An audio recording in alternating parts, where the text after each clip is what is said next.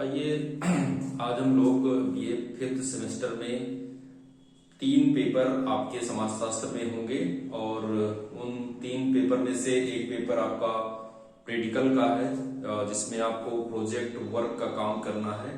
तो ये नई चीजें न्यू एजुकेशन पॉलिसी 2020 में लाई गई हैं, जिसमें बच्चों को ये सिखाने का प्रयास किया जा रहा है कि वो आगे अगर शोध कार्य करना चाहते हैं तो वो अभी से उसके बारे में थोड़ा बहुत जानने का प्रयास करें।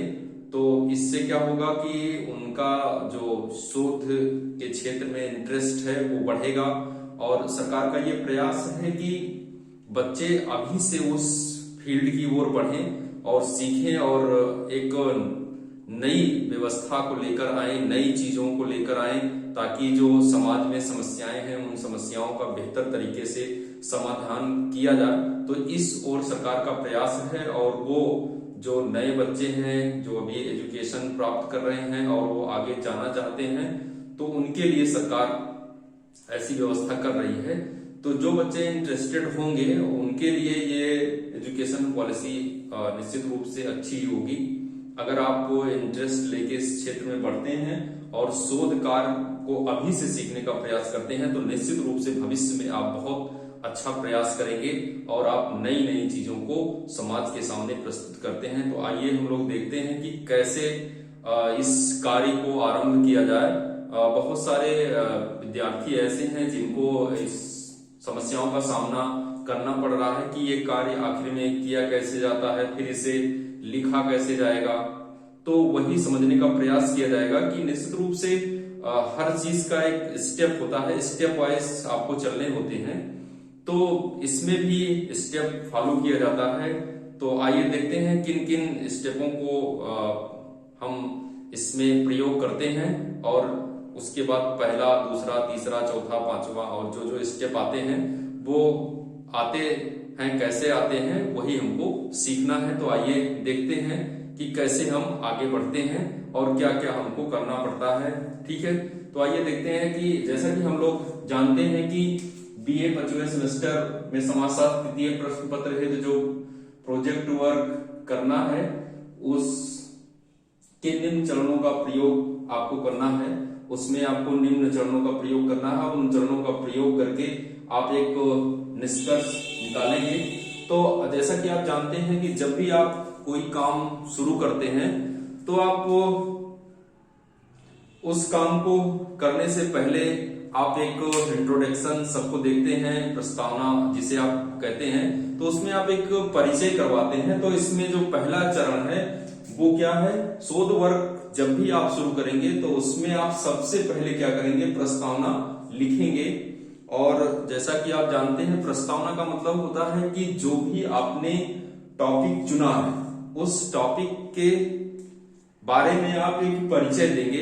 ठीक है, कि क्या क्या चीजें हैं वो क्या होती हैं और उसमें हमको क्या कार्य करने होते हैं। प्रस्तावना में आपको सारी चीजें लिखनी होती हैं, जो चीजें आपको आगे करनी है कि मतलब वो क्या है, क्या समस्याएं हैं, फिर उसमें आगे क्या क्या चीजें हो सकती हैं, है ना। तो मतलब वो सारी चीजों के बारे में एक परिचय आप देते हैं।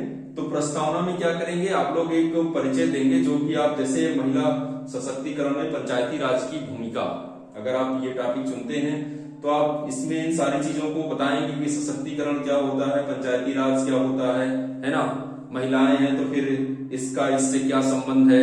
तो ये सारी चीजें आप इसमें लिखेंगे। फिर इसके बाद आप जब किसी भी टॉपिक का जब आप चुनाव करते हैं तो जब आपने प्रस्तावना लिखा, ठीक है, लिखने के बाद या लिखते समय ही, और जरूरी होता है कि आप इन चीजों का अध्ययन करें। कहने का मतलब यह है कि जो आपने टॉपिक चुना है उस टॉपिक से संबंधित जो भी अब तक शोध कार्य हुए हैं उन शोध कार्यों के बारे में आपको जानकारी होनी चाहिए। जो भी टॉपिक आप चुनते हैं, जैसे मान लिया आप यही चुन लेते हैं महिला सशक्तिकरण में पंचायती राज की भूमिका, तो आप इस टॉपिक से संबंधित जो भी अब तक किताबें प्रकाशित हुई हैं, शोध पत्र प्रकाशित हुए हैं, उन शोध पत्रों किताबों का आप क्या करेंगे, अध्ययन करेंगे।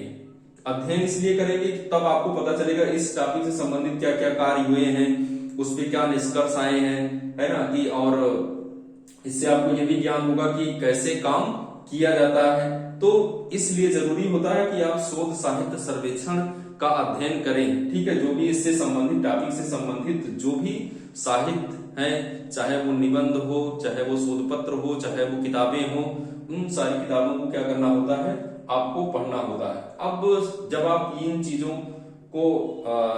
चीजों का अध्ययन कर लेंगे तब आपको समझ में आएगा कि अध्ययन की आवश्यकता एवं महत्व क्या है। तब आपको समझ में आएगा ना, क्योंकि आप पढ़ के उसमें आप देखेंगे कि क्या उद्देश्य से बनाया गया टॉपिक चुना गया, तो टॉपिक चुनने का उद्देश्य आपको तभी समझ में आएगा, उसके पहले आपको उद्देश्य समझ में नहीं आएगा। तो आपको करना क्या है कि जब आपने संबंधित जो भी टॉपिक सुना उससे संबंधित आपने साहित्य का अध्ययन किया, साहित्य अध्ययन करने के बाद फिर आप ये समझ पाएंगे कि अध्ययन की आखिर में आवश्यकता क्या है और उसका महत्व क्या है, उसका इंपॉर्टेंस क्या है, और इसके बाद आप तब निर्धारित कर पाएंगे कि अध्ययन के उद्देश्य क्या हो सकते हैं।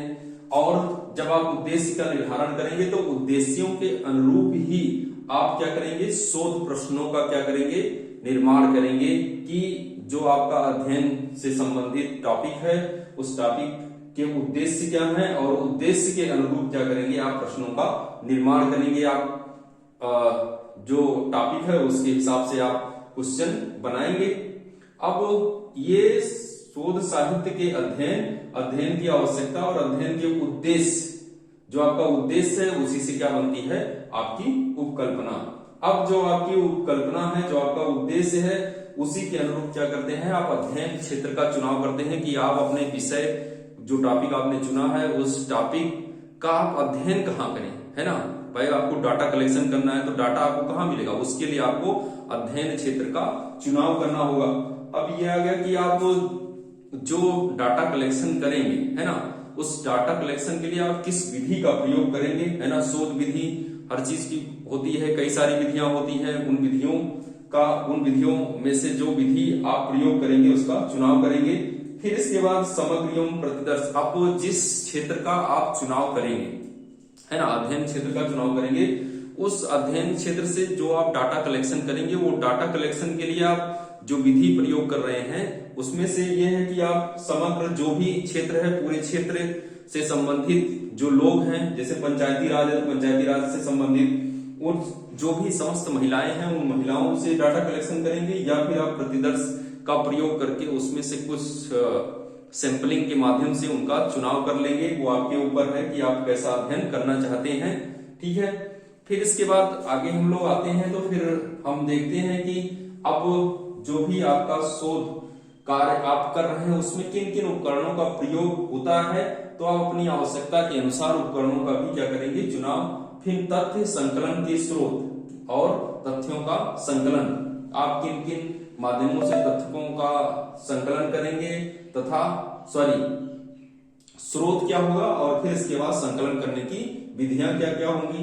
फिर इसके बाद तथ्यों का वर्गीकरण एवं विश्लेषण, जो आप भाई एक समान तथ्य है उनको एक वर्ग में रखेंगे, जो एक समान उनको दूसरे वर्ग में रखेंगे, एक समान तीसरे वर्ग में रखेंगे, फिर उसका एक एनालिसिस करेंगे और उस एनालिसिस के बाद आप निष्कर्ष देंगे। तो कहने का मतलब यही है कि जो बीए 5वां सेमेस्टर है, उस 5वें सेमेस्टर में जो आपका प्रोजेक्ट वर्क का काम है, उस काम को करने के लिए आपको इतने चरणों से गुजरना होगा और आपको इसी अनुरूप आपको लिखना भी होगा। सबसे पहले आप प्रस्तावना लिखेंगे, शोध साहित्य सर्वेक्षण संबंधित जो भी आपका टॉपिक है उस टॉपिक से संबंधित जो साहित्य है उसका आप अध्ययन करेंगे, और फिर इसके बाद अध्ययन की आवश्यकता एवं महत्व लिखेंगे। फिर इसके बाद अध्ययन के उद्देश्य एवं शोध प्रश्न लिखेंगे।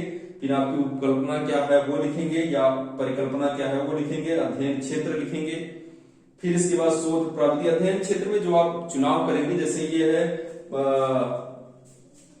महिला सशक्तिकरण में पंचायती राज की भूमिका, तो आप अपने अपने गांव का उल्लेख कर देंगे, है ना। जैसे मान लीजिए अर्जुनपुर गांव का एक समाजशास्त्रीय अध्ययन, या फिर आप जिस गांव के हैं उस गांव को आप लिख सकते हैं, या फिर आप शहर के हैं तो आप वार्ड का भी अध्ययन कर सकते हैं।